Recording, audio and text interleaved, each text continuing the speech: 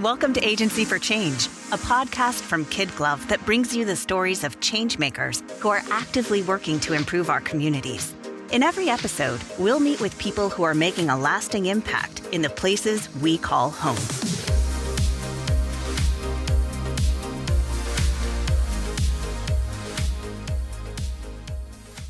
Hey everyone, this is Lyn Wineman. Welcome to a very, very special episode of the Agency for Change podcast.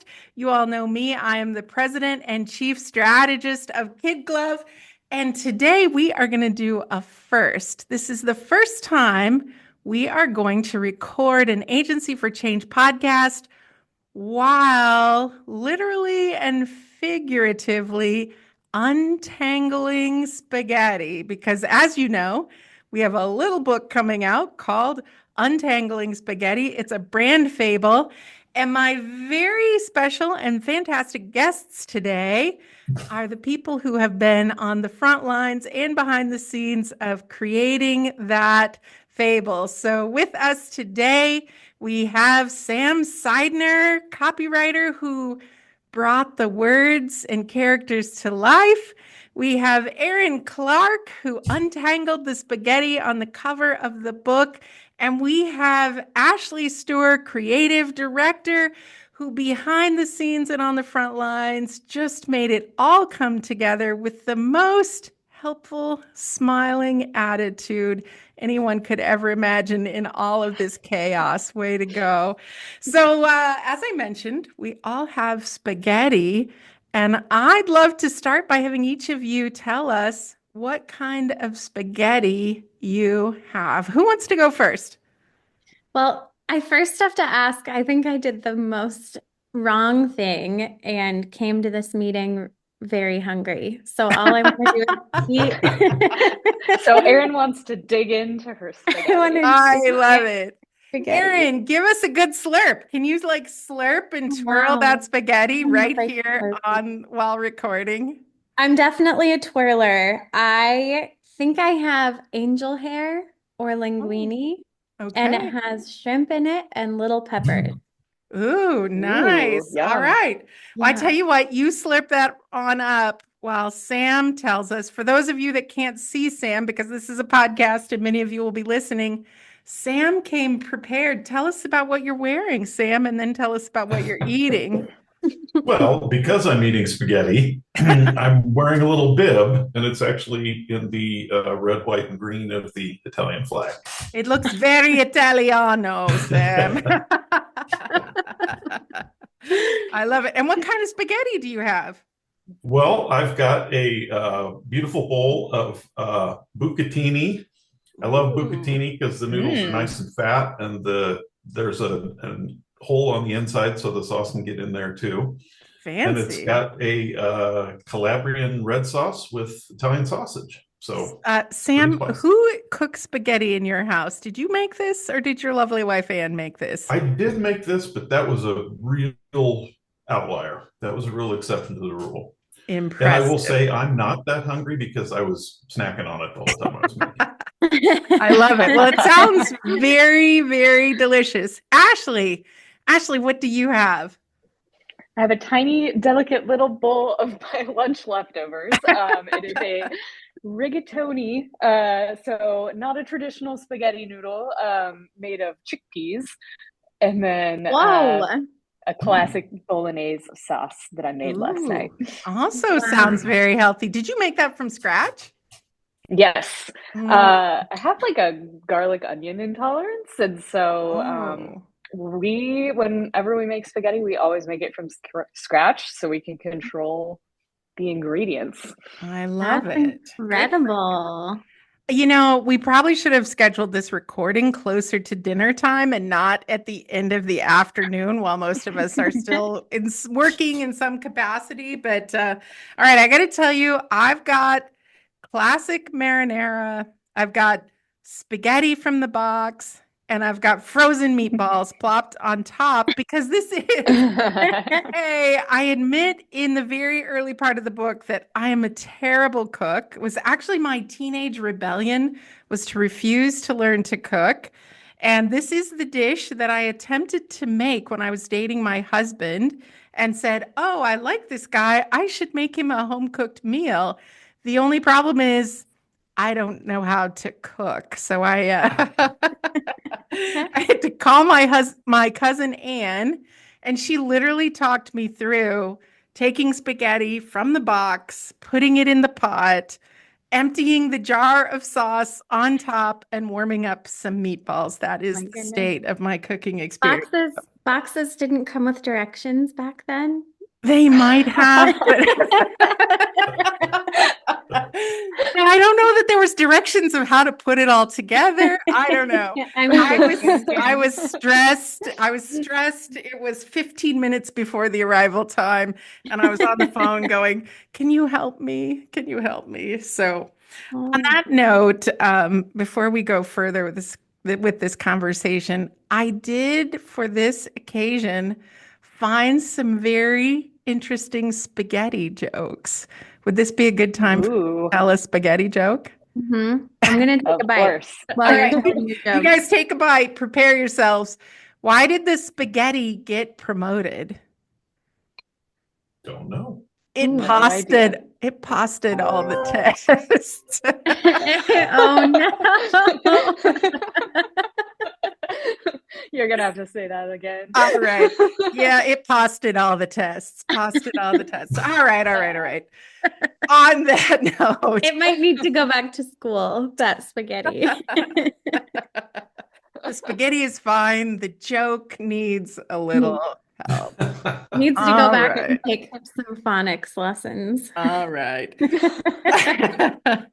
Well, on that note, why don't we talk about the book for a minute? The book is called Untangling Spaghetti. It's a Brand Fable, and it's really intended to help business leaders increase their impact by putting together the elements of their story into a cohesive brand. And I'd love, you all were so intimately involved in creating the book. I'd love for you to share a highlight about your experience in working on it. Well, I think I'll go first. At the beginning, when you and I first sat down to work on this, and it was, here are the steps of the process, and that was kind of the skeleton of our outline. Here are the people that need to be involved in the process. So that was our cast of characters, basically. And then you shared so many good stories about the many times I've done this, and here's what people are typically concerned about at this point. Here's where things start to turn a corner as far as engagement, that kind of thing. And that was our template for the characters. But I remember we got a few chapters into it, and we got to a point where, we started saying things like, Michelle and Diana, their relationship isn't so formal. That's not the way they would speak to each other.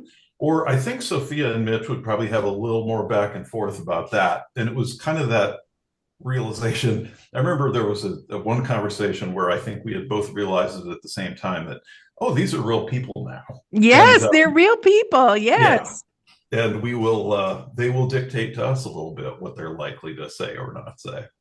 Sam, you did such a beautiful job of bringing this story to life. And I so appreciate your talent for dialogue and making it sound natural. I have to tell you, you've distracted our proofreaders, because I've had more than one proofreader say, I got so engaged in the story, I forgot to do the proofreading. But readers, don't worry. The book is fully proofread. So anyway. All my plentiful errors. You too can proofread Untangling Spaghetti. Yeah, that's right. If you see anything, send us a quiet little note. Don't put it in your Amazon review. How about that? Ashley, Erin, what was your experience like? You guys came in different parts. The highlight for me was reading it for the first time, because Lyn and Sam, you did so much behind this. You were secretly working on this little project before you told any of us. And then it was practically a fully formed manuscript when you kind of brought us in. And reading it for the first time, it was just like so fun to see how you really captured the spirit of the work that we do here at KidGlov. Yeah.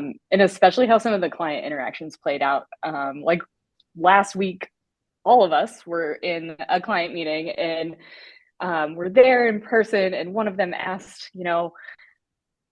what ideas do you have for a logo? And it was like quite literally a scene from the book playing out in real life. You just did a great job capturing our process. Even Sam and Erin, even to Erin's kind of, well, I have actually been doing some sketches, and we knew Erin, yes, in your notebook, we knew there were sketches, and it took great restraint for you not to share them with us. Erin, what was your takeaway from being on the book? And while you talk, I'm going to eat a meatball. Is that all right with you guys? Eat a meatball. I was going to propose we change the book name to Frozen Meatballs. No, I'm kidding. Branding made tell us easy. How that connects to branding. I don't know how to tie branding to frozen meatballs, but if anybody could figure it out, it's the three of you. Oh my goodness. Well, speaking of the name, I think my favorite part was when, Lyn, you put the list in front of Ashley and I with the names that you and Sam had come up with, and it was this long list. And I think this just speaks so much to our collaboration with what we do, between copy and design. And there were so many names, and the name Untangling Spaghetti was like, I think it was the second or third page down. It might have been. And Ashley and I think we're both waiting for a name like this. And we both were just like, yes, it is that one. And I think just like visually, the whole cover, like I think came to both of our design imaginations. And I just think that really that moment speaks to the magic of what the whole fable is about, is the process of untangling. I think our eyes like lit up at the exact same time as we were reading through that list of names. We're like, yes, that's the one. And I don't know how you felt about it, Sam, because you and I did kind of have this little clandestine partnership. I don't know if that's the right word, but we had the book kind of pretty well put together before we shared it with others. And my mind was set on another name. Like we had the long list. My heart was set on another name that would have been a fine name. Sam, did you feel the same way? Because I think when I came back to you and said, Erin and Ashley really like Untangling Spaghetti, I think you might have said, I was thinking we'd go in a different direction. Yeah. Now, at this point, I can't recall what my top choice was. I was laughing when Erin mentioned the 3 pages of names because, as Erin and Ashley both know, I'm a firm believer that the best way to have good ideas is to have a lot of ideas. I should introduce you to my friend Brandon McCudo, who's in the book, because I think he said the same thing, Sam. I wonder where he got that from. Well, hey, I think this is another good time. Let me try out another spaghetti joke on you. All right, are you ready? You ready? All right, holding my breath. This.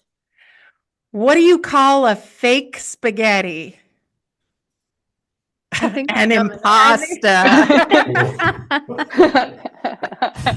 An impasta, right? Like I got to say it again to make sure you heard me. All right. I'm still laughing. I knew the answer and I'm still laughing.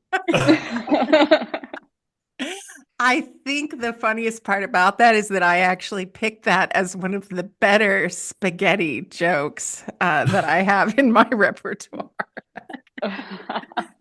All right. Well, let's talk a little bit more about the book. I'd love to hear your take on why is branding, because the 3 of you, and actually the 4 of us together, have worked on a lot of branding projects. Why do you think branding is like untangling spaghetti? Well, for one thing, and I should say they actually had something at the store called long spaghetti, which I almost bought because I felt like 3-foot long strands would be a better illustration, but I thought, no, that'll be too messy. I would get love all over my to screen do and everything that else. and twirl around. Twirl that. Yep. For one thing, I think, and this kind of speaks to what Ashley was saying. I mean, spaghetti, sauce, pretty simple, but there are a million different Oh, for kinds. some of us, Sam, spaghetti and sauce is simple. For some, it's complicated. Yeah, not for Lyn. Alrighty, assuming a minimum threshold of culinary acumen. But different people like different kinds. You said spaghetti, and I thought, oh, I like bucatini better. Yeah. And it's no one is right or wrong, but what suits you. And branding is very much the same. We might have a process that we consistently follow, but it is literally custom work every time because every company is the same, every business model, every culture, and it needs to be what clicks with all of that. The other part of it is, Ashley has said that they make pasta from scratch, and there are people who can do that. And Yeah. I'm smart enough to know that I'm not one of those people. So if I really want to get what I want, there are a lot of good choices that I can pick, but I prefer to have somebody make it who's really good at it. And I do think this book and the companion guide will help people figure out, where do I rate on that spectrum, and what do I need to be involved with myself? Yeah. Where could I use help? I love that. Sam, of course, you would give us a very thoughtful answer. I'm not calling on you first anymore. Yeah, I think we're done with that question. No, I'm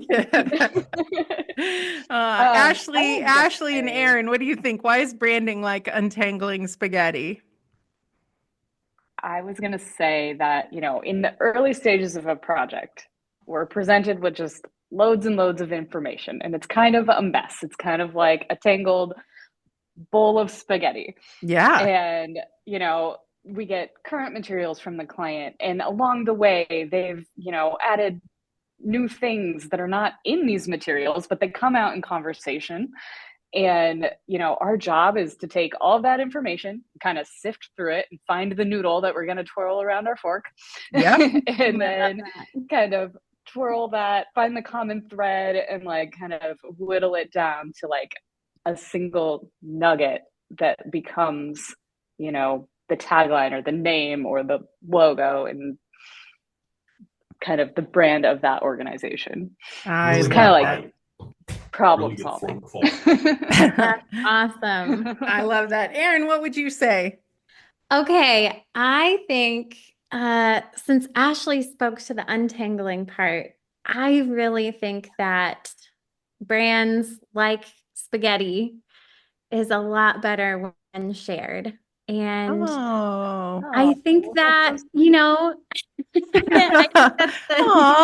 it to an Enneagram 4 to come up with the emotional answer. But I really think the magic behind what we do, it's we do the really hard pieces, the untangling, and then it's we get to deliver this beautiful end product to our clients, and that makes them excited to share what they're passionate about. Erin, I'm so glad that you said that, because we also had another client recently where we were embarking upon their branding process, and they admitted that they hated sending people to their website because they were so embarrassed by their brand. And your website's your biggest credibility builder, your biggest information source. In many cases, that's where a lot of those activations happen, right? People make purchases or donations, or they contact you, or they fill out a form, whatever it is. And if you're embarrassed to share your brand, just like if you're scared to cook and you're embarrassed to share your spaghetti, that's not a good thing, right? But what I was even going to say is, I think kind of like spaghetti, or kind of like any of your favorite pasta dishes, when it all comes together in that one delicious bite, it's really spectacular. And that's my favorite part of branding, is to see an organization, whether they're a startup or whether they're rebranding or even if they're just doing a refresh, to see them set out in the world doing their work, armed with a brand that gives them confidence and courage and helps them make connections. That's a really, really magical thing, and it's really satisfying for me. So, speaking of satisfying, this will be the worst transition ever. I only have one more spaghetti joke. Oh no, I was hoping for more. Just one more. So please, listeners, please don't leave us after this. This is the last one. All right, here we go. Why didn't the meatball show up for the spaghetti date? Why didn't the meatball show up for the spaghetti date? Because it got grounded. Oh, that one took me a minute. I know. I'm sorry. Oh They're gosh. not. Oh, Erin just got it. I was still thinking about it. I was like, did the meatball fall on the floor? I know. I'm sorry. If we ever do this again, I'll work harder on the joke writing. I think the joke telling is exceptional, but I think it's the joke. Well, you do tell it with such enthusiasm. Enthusiasm, right? I was going to say, listeners, please send in your spaghetti jokes. Please drop your spaghetti jokes in the comments. That would be fantastic. All right, last question for the four of you as you eat. I think your spaghetti is getting cold because you all have been you haven't been eating. So take a bite while I ask this question. But the last question is, why should somebody read this book, Untangling Spaghetti? And Ashley, you might be the only one without your mouth full, so I guess you get to answer. Oh, no, wait. I'm going to answer. I tell you all to eat, and then I ask you a question. Yeah. It's quite cruel. Okay, is anybody ready to answer? Ooh, I could answer. Okay, you go for it. Oh, except for now, I'm like, wait, my answer just left my head. No, I'm kidding.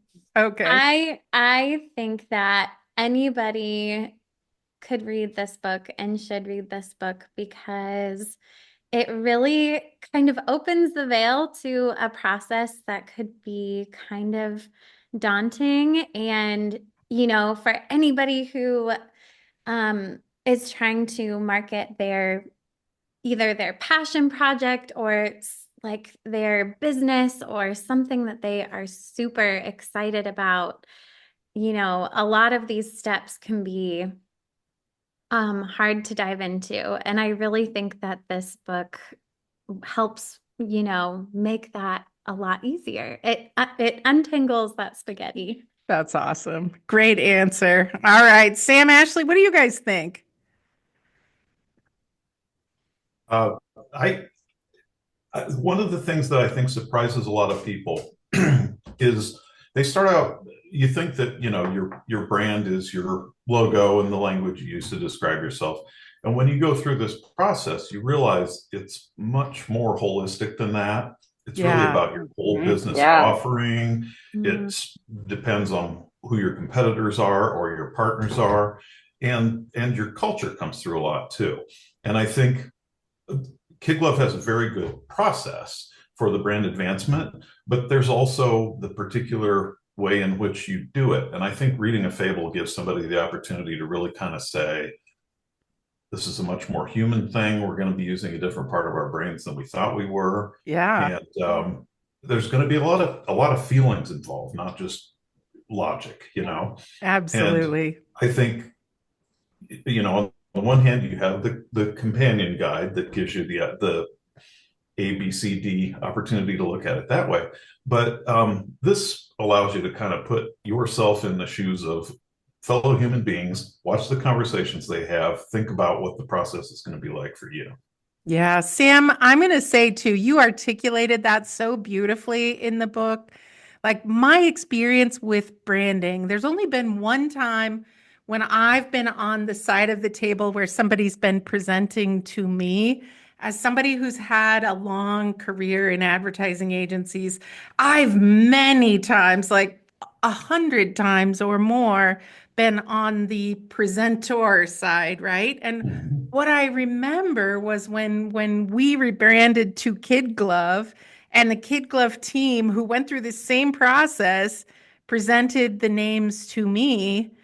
I was nervous. I was nervous, even though I knew it was a great, talented team and a great process. As the person who's receiving the presentation, you're kind of not sure what to expect. And you've invested a lot of hopes and time and money into this. And I think the other thing is it's hard to know what decision to make. And what I love about the process that's in the book is it really helps the organization that's getting the new brand or the refresh have the things they need to be confident in the decision they're making. So thank you for that. Ashley, what do you think? Why do you think people should read the book? Oh my gosh, how am I supposed to follow that? I know we said we were going to make Sam go last, Yeah, and I I didn't know. stay true to that word. I just think, the book it's such a quick and easy read that if you are considering rebranding, if you've ever had that thought where you've just wondered if you should embark down that path, I think you should take the time to read this to just see, what our process is like, because like what you were just saying, Lynn, our process brings to light a lot of information that can help you make that decision. Yeah. So if you're unsure whether you even want to in the first place, but it's crossed your mind, this would be a great place to start and kind of consider your options. That's so great, Ashley. I You're love right. that. Yeah, for the simple price of a book or a download, for a simple price of a book, you can get a pretty complete understanding. And then honestly, with the companion guide that you can download, there are so many tools. I have to admit, being the agency owner, it makes me a little bit nervous just giving the tools away, but I think that's the best way to demonstrate the process. And I have people every month who call who are their small businesses, their startups, they're doing a passion project. They need a brand. They don't have the resources to do the whole agency thing. Or maybe they do have the resources, but they're a little bit unsure if that's how they should invest them. I do think the book, and particularly the companion guide, are going to do that. So, well, hey, everybody. Yeah, go ahead, Erin. I know. I was just going to say, I love thinking about that because what you all were saying, I just feel like it makes it so accessible to so many people, and it's accessible to so many different dreams and helping bring them to life. Yeah. Brands are tied up into dreams. You've all said it, dreams, humans, success. And so, I'm gonna untangle this by just saying, writing a book, I've said many times, has always been a dream of mine, but I obviously didn't write this book by myself. It was a whole project. Sam, you brought the characters to life and wrote the words. Erin, you designed the cover. Ashley, you were, up to your eyeballs in creative strategy and directing and making it happen. And so many other people on the KidGlov team were involved. Just not everybody wanted to be on camera or on the microphone eating their spaghetti today. Spaghetti. I have to say, you all are the inspiration for the book and the creators both. And I have to thank you for the role that you played. I really, really, really do appreciate that. Appreciate it. So much gratitude. So anyway, book is available on Amazon. We'll have a link in the show notes. We hope everybody goes and looks at it. You can get it on Kindle, paper book, hardcover. And when we have a free minute, there will be an audiobook to go along with it. So give it a look. Let us know what you think. And I promised you I don't have any more jokes, but I did want to do one more thing to wrap this up. Did any of you guys sing the spaghetti song in grade school? Are you going to make us sing? I don't know. I can't make you do anything. So The one that starts with on top of spaghetti. on top of spaghetti, All covered with cheese? all covered with cheese. Who I knows lost the next my- part? I I lost my poor I don't know. meatball. When somebody somebody sneezed. That's all I remember, I think. Yay! I think if somebody is sneezing on your spaghetti, you have other problems than lupus. Right. That's okay. Let that meatball go. Yeah, I Just love let the it. whole plate go. Get a whole new one. Just let it go. Let it go. great advice. All right. Sam, Ashley, Erin, thanks for joining me today. Everyone, thanks for joining us on the Agency for Change. Have a great day. We hope you enjoyed today's Agency for Change podcast. To hear all our interviews with those who are making a positive change in our communities, or to nominate a changemaker you'd love to hear from, visit KidGlov.com at KidGlov.com to get in touch. As always, if you like what you've heard today, be sure to rate, review, subscribe, and share. Thanks for listening, and we'll see you next time.